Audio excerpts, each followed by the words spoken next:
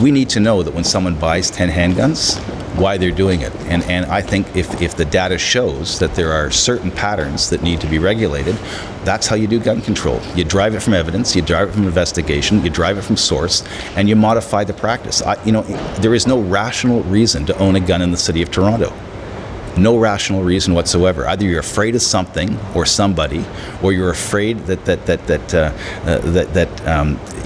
your personal security can't be protected by law enforcement. If that's the situation, we need to address it. But the other side of it is hobbyists and target shooters. Those are hobbies. Those aren't needs.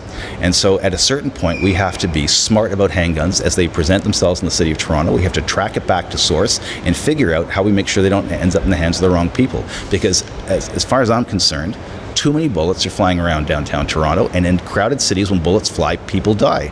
It's not good enough to pretend it's all coming across the border anymore when the facts are presented differently. So people in Toronto should not have handguns at all? From my perspective, my personal perspective, I don't own a gun, and I can't see why anyone else would. And if it's a need to do target practice or collect, at a certain point, if a practice becomes dangerous to the public, we have to re-examine the practice. It is different in rural Canada. I have a sister who ran I understand the argument of hunters and fishers, but no one's using handguns to cull the raccoon population in Toronto. Handguns are being used to kill people in Toronto, and quite frankly, we've had enough.